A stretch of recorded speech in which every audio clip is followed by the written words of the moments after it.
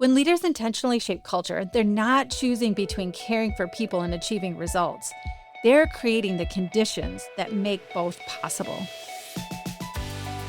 Welcome to Beyond the Class, From Knowledge to Action, the audiocast that helps Chapman Foundation alumni turn skills into practical, intentional actions for everyday life. I'm your host, Adam Solgit. Most organizations say culture matters, but how many of them are strategizing ways to build it? What if you could excel performance and care for your people at the same time? Over the last few years, you've likely heard us talk about the Caring Workplace program. We've referenced it in classes, conversations, and newsletters. And the reason we keep coming back to it is simple. This work could be the answer you're looking for to the questions I just asked about strategizing care and culture. And why do we believe that? Because our program is growing and we see the impact it's making. In 2025 alone, the Caring Workplace program, alongside the Caring Communities Initiative, contributed to the development of over 1,000 leaders through our foundational class experiences and our continuous learning sessions. And when we look at the data from those organizations, we see it reflected in how people feel.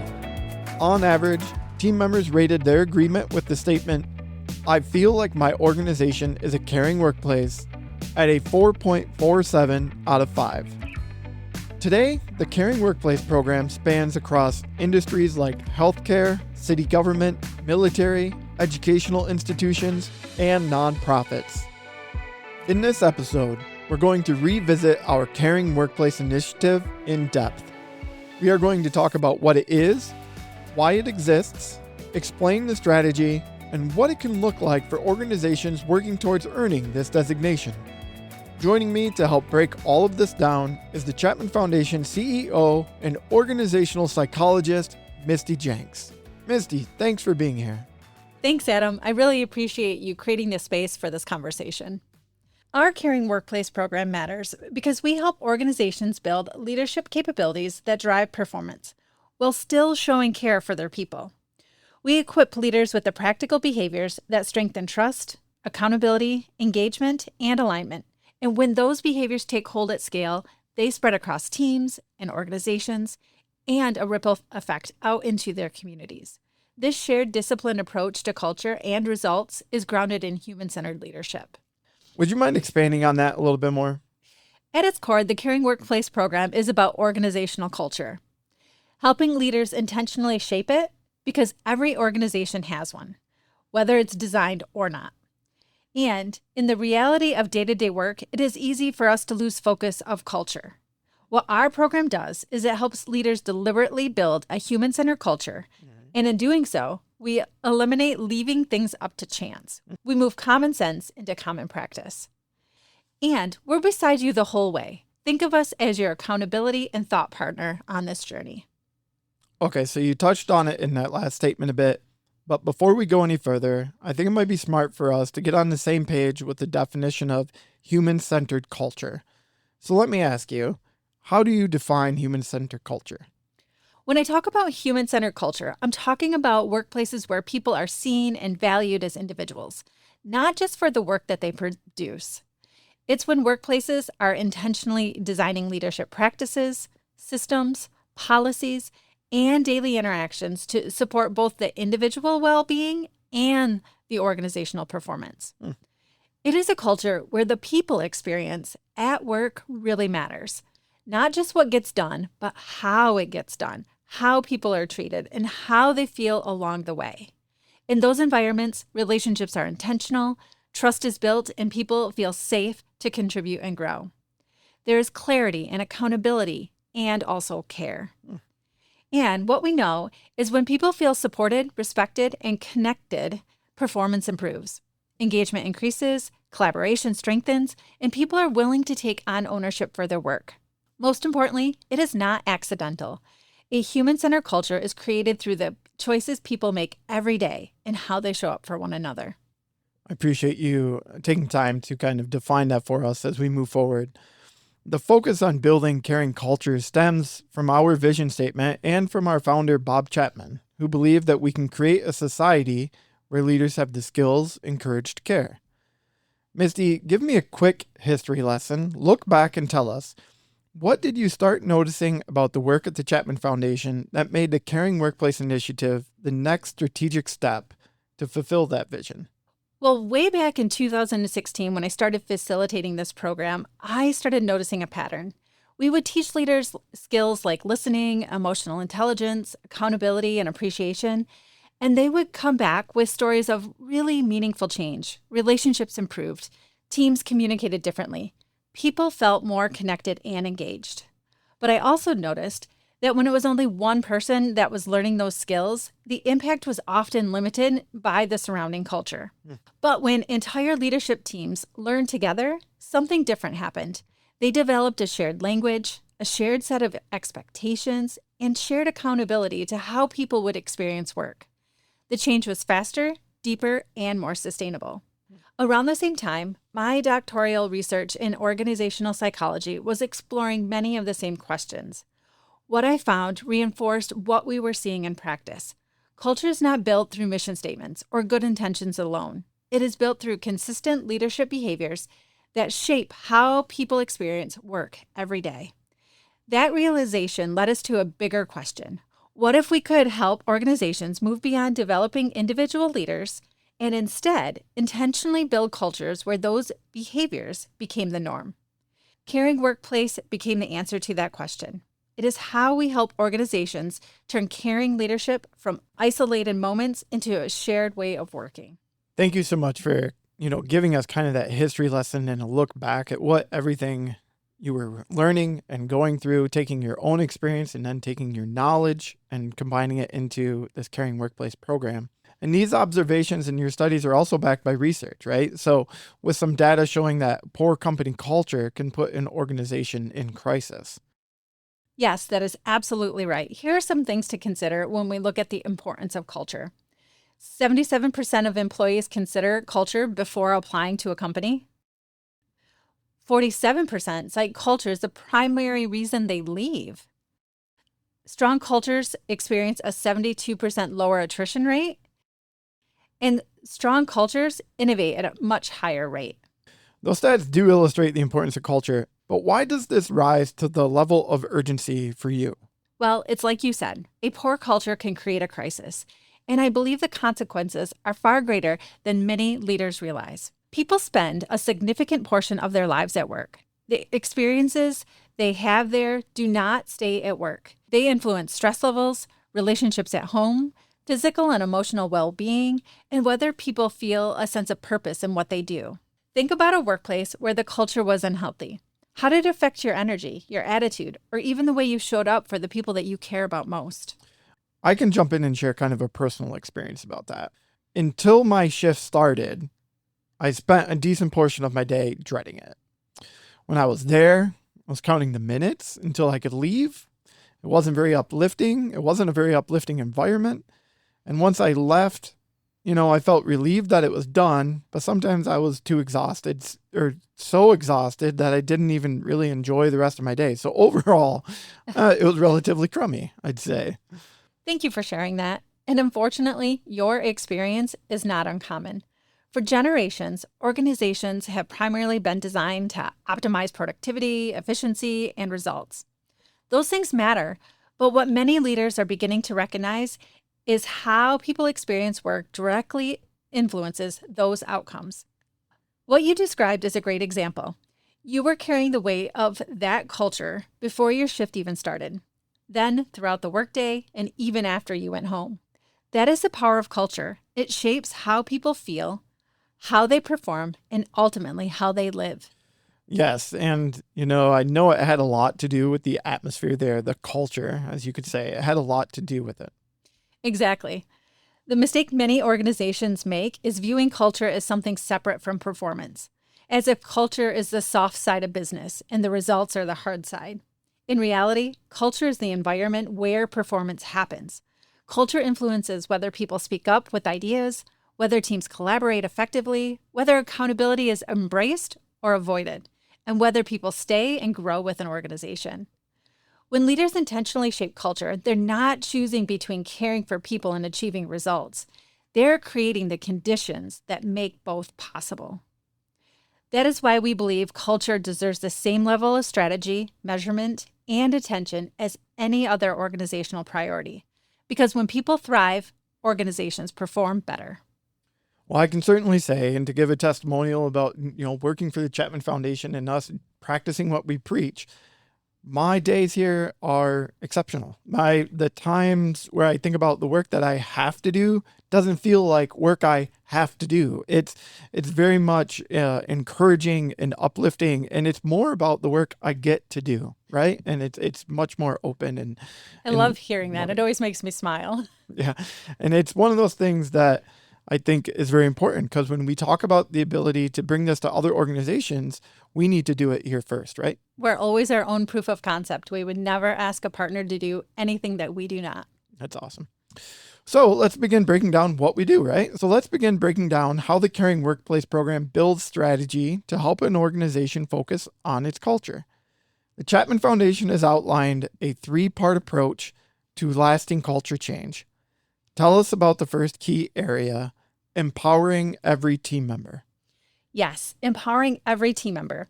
We provide engaging learning and development opportunities designed to strengthen emotional intelligence, improve teamwork, and build a culture where everyone thrives. This is done through our foundational classes, Our Community Listens, and Our Community Serves. First, team members attend Our Community Listens, the first foundational class. This class is designed to help participants build better relationships and have intentional communication. This class begins creating a common language among teams, creating a sense of togetherness, which can help them directly address conflict and common communication breakdowns. I'm glad that you mentioned that, because over my years of speaking with alumni, I've heard many instances where the common language has directly helped with breaking down walls of poor communication. Tell me more about Our Community Serves. Our Community Serves is the second foundational class. This class focuses in on shifting from the individual lens to the group. It lays the foundation for building a culture of accountability and inspires collective success, encouraging people to work together, not just for the results, but for each other. That is one thing I really love as, someone who's very team oriented. It was great to think about how my personal behavior type affects teammates and listens, but then really thinking about what does the depth of that look like in Our Community Serves? Yes, it really takes us from the me focus to the we focus. Yeah. Okay, let's move on to the second piece of the 3-part approach to create a lasting culture change. The second part is about equipping leadership teams. One of the biggest lessons that we've learned is that culture change rarely happens because a single leader attends a training and comes back inspired. Lasting culture change happens when leadership teams develop a shared understanding of the culture that they want to create and take collective ownership for building it. It sounds like these next classes that are really going to focus in on what it is specifically that people are going to work on. Yes, it really takes this from the me to the we to the us. Got it. That's where our third foundational experience, Our Community Transforms, and our Caring Workplace workshops come in. This experience helps leaders move from learning individual skills to intentionally shaping the systems, processes, and daily leadership practices that influence culture. Together, they examine the 6 culture strategies that we've identified in our model and how those strategies can be activated throughout the organization. The goal is to not simply create awareness. The goal is to create alignment. Leaders have a shared language, a practical roadmap, and clear action for embedding culture into the way the organization operates every day. Because culture is not built through a mission statement alone. It is built through the consistent experiences leaders create for their people. And when leadership teams work together intentionally, culture change becomes faster, stronger, and far more sustainable. That's outstanding and awesome to hear that, when leadership goes through it and they start embedding these things, how impactful it can be. If you had to summarize these first 2 parts in, a simple way or an analogy of some kind, how might you do so? I think of it like a team sport. The first part is about developing the players. We help people build the skills and behaviors that strengthen relationships, communication, accountability, and teamwork. The second part is about developing the coaches. Leaders create the conditions for success by aligning strategy, systems, processes, and expectations with the culture they want to build. When the players and the coaches are working from the same playbook, Culture stops being something that happens by chance and starts becoming something that is built very intentionally. Man, I dig that. Game on. Let's go, Misty. Fair enough, but there's still the third part about building lasting culture change that we need to talk about, and that's measuring what matters. One of the biggest mistakes organizations make is assuming culture is too subjective to measure. The reality of it is culture is important. It deserves the same level of attention and accountability as the other business priorities. That is why we help organizations establish meaningful metrics, gather feedback, and track progress over time. We want leaders to have a clear picture of what team members are actually experiencing, what strengths exist, and where additional focus might be needed. And to continue the sports analogy, this is the scoreboard. It helps you see where the team is performing well, where there are opportunities to improve, and whether the strategies you're investing in are actually producing results. Because culture change is not about hoping things get better. It's about measuring progress, making adjustments, and continuously improving over time. Misty, thank you so much for breaking down the three-part approach to culture change, to lasting culture change, inside of the Caring Workplace program. I hope that those listening are beginning to see how this fits together. But as we know, every organization is different. What fits a business of 15 years could be different than what fits a medical institution that needs to look at improvement of employee and patient care. It is easy to say we need to work on culture, right? It's an easy statement to throw out there. But doing it can be overwhelming, and it could be daunting to find a good start. How does an organization know where to begin?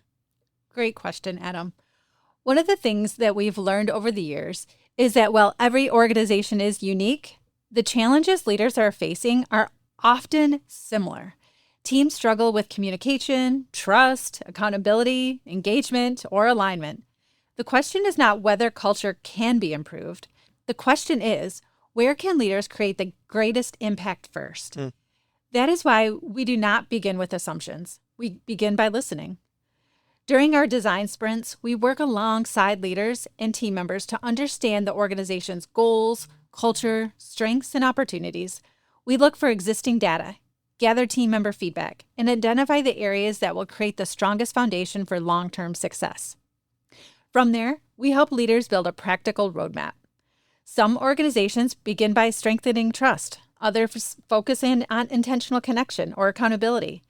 The path may look different, but the goal is always the same: creating a culture where people and performance can thrive together.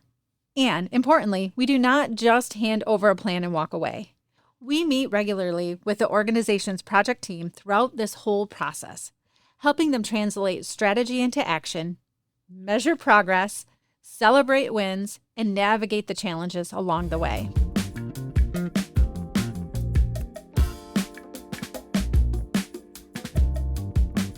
Let's get into some of the deeper details, because I know there's opportunity here for those that really like those details to learn more. So, can you tell me about the design principles that you just talked about and the kind of information that we like to gather to start guiding these strategic decisions? Absolutely. This is where I really geek out. So, All right, well, let's geek out.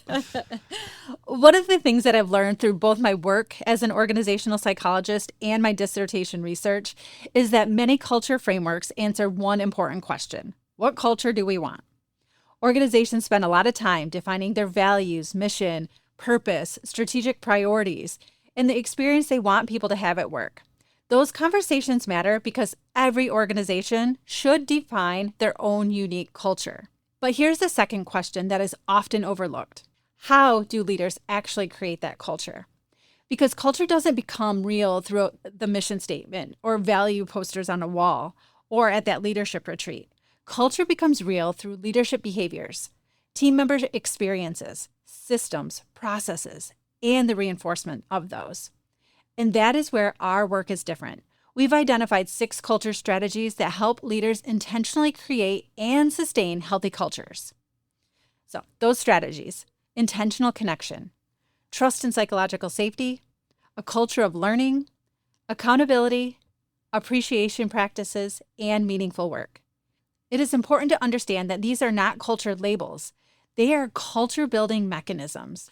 I'm super intrigued for you to break that down further because just calling them culture labels feels like, oh, we can just slap that on something and we're good with it. But calling it a mechanism kind of implies to me that there's work to be done or a tool that you can use it as a tool, right? So, what do you mean by culture building mechanisms? Yes, you're absolutely on point, Adam. Think about three very different organizations. A hospital may want a culture that is compassionate, patient centered, and collaborative. A manufacturing company may want a culture that's focused on safety, operational excellence, and continuous improvement. An IT startup might want a culture that's innovative, agile, and entrepreneurial. Those cultures look very different on the surface, but underneath them, leaders still need people to trust one another. They still need strong relationships. They still need accountability, learning, appreciation, and meaningful work. The culture identity changes. The culture building strategies remain remarkably consistent. So, the 6 strategies that you just named, those are not culture itself per se. Exactly. I think of culture as having 2 levels. The first is culture identity.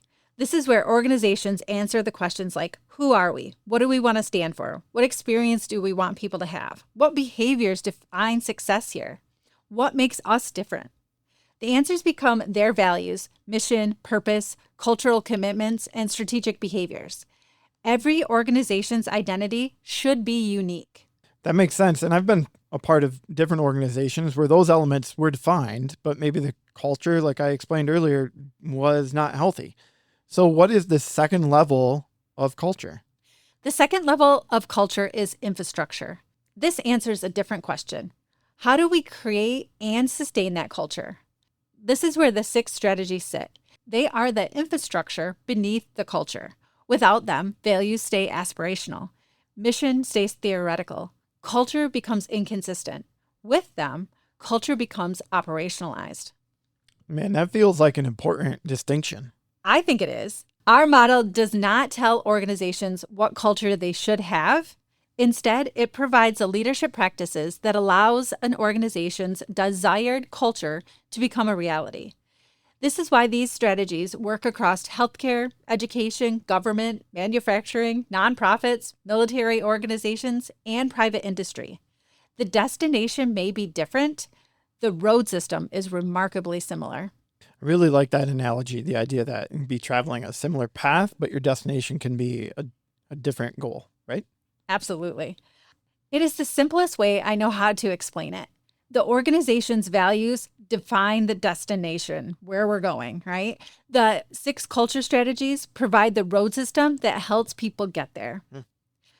And once the organization has defined its culture, our role is to help them assess where they are today, identify opportunities for growth, and intentionally embed those 6 strategies into daily leadership practices. How do we help them along the way? I know this was the third part where it was measure what matters, but what are we doing specifically to help keep an organization on track? Well, we help them measure progress over time by utilizing pulse surveys.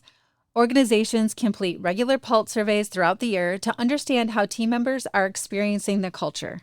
Those surveys give leaders leading indicators of progress rather than waiting until challenges show up through turnover, disengagement, conflict, or performance issues. The data helps leaders stay intentional, celebrate progress, and make adjustments where needed. Ultimately, our goal is not simply to help organizations define a great culture. Our goal is to help them build and sustain a great culture.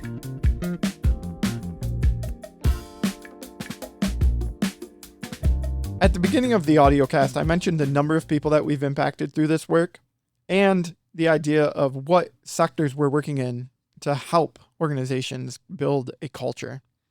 Let's make this real now, because we've been talking about it at a high level and kind of explaining a lot of ways that we're making this happen. But our listeners might be asking, what does this actually look like inside of an organization? Like, truly, can we point to any case studies, any work we've been doing? And one example that we can point to is Capital Credit Union based in Green Bay, Wisconsin. Can you walk us through what's been happening with them? Capital Credit Union is a great example because they came into this work with a very clear intention. They employ over 470 people, And they wanted to develop leaders who truly listen, lead with care, and make that experience tangible for both their team members and the people that they serve. What is important is they did not approach culture as a single initiative or a training event. They embedded the Caring Workplace program into how they operate. That included leadership development, onboarding, ongoing learning, and even how they engage with their community. What was the first step for them to get started with the Chapman Foundation? The journey started with our foundational classes. First, team members participated in our community listens, where they learned intentional communication and connection skills. They developed a deeper understanding of themselves and others, learned how to listen more effectively, communicate clearly, and build stronger relationships. This creates a common language across the organization and strengthens the foundations of intentional connection and trust. Next, participants attended our Community Serves, which focuses on emotional intelligence, accountability, and service to others. Team members learned how their behaviors impact those around them, how to navigate challenges more effectively, and how to move from a mindset of individual success to shared success. This strengthens accountability, collaboration, and ownership throughout the organization. So what you just discussed there is the first part of the 3-part series of how to create a lasting culture change, right? Empower every team member. Exactly. And so the second part, can you remind us what that is and then tell us how Capital Credit Union continued to do that?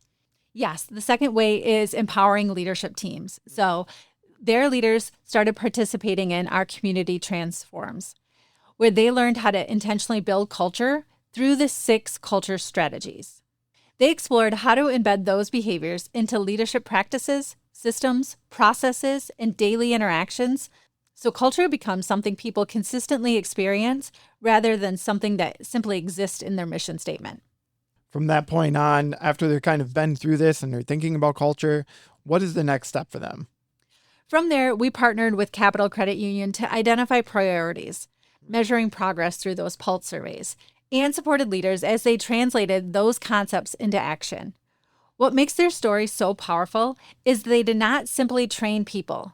They created a shared approach to leadership and culture that became part of how the organization operates every day. I think that last statement is what we've kind of already spelled out, but I want to mention it again. This is not a one and done training, right? This becomes part of how an organization functions.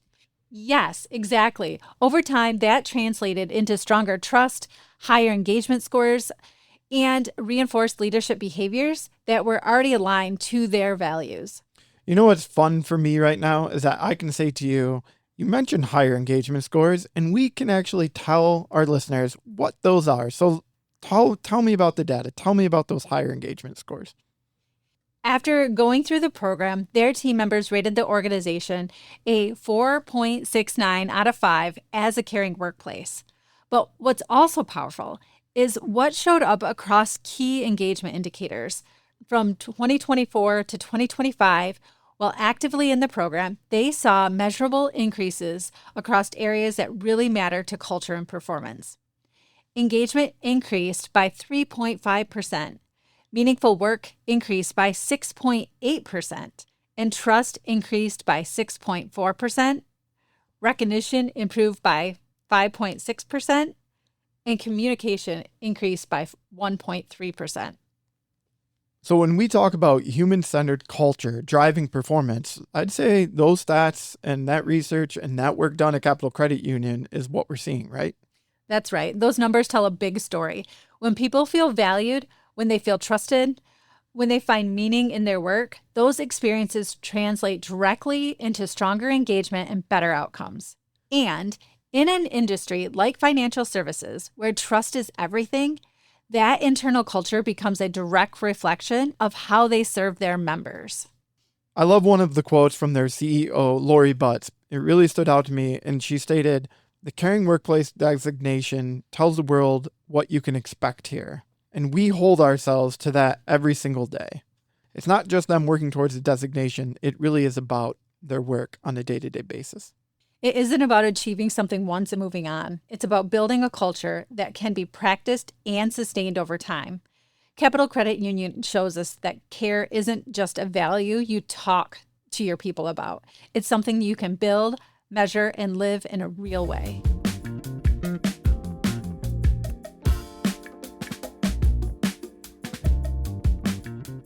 Misty, it's been a pleasure today to discuss our Caring Workplace program with you. If we have a listener who is interested in learning more and wants to talk to us about the possibility of implementing the Caring Workplace program at their organization, what would they do next? We have more information on our website, including a downloadable PDF with information that you can share with your greater leadership team. And on that page is a form to contact our team. When you submit your information, it goes directly to our Caring Workplace team, and they'll reach out to you within just a couple days. Thank you for sending us in the right direction, and I will be sure to put a link in the description of the audiocast for anyone who is interested. As we close, as I like to do at the end of each audiocast, no matter the subject or whatever we're talking about, I love the opportunity for you to leave our audience with some reflection. I would leave leaders with this thought. Every organization already has a culture. No one questions that. The question is whether it is being shaped intentionally. Many leaders spend time defining their vision, values, and strategic priorities. Those things matter, but culture is ultimately built through everyday leadership behaviors. It is built during the conversations, the decisions, the feedback. What I hope leaders take away is that culture is not separate from performance. It is one of the primary drivers of it. The organizations that thrive over time are not the ones that leave culture to chance. They are the ones that intentionally create environments where people can do their best work, where they can grow, contribute, and feel that what they do matters.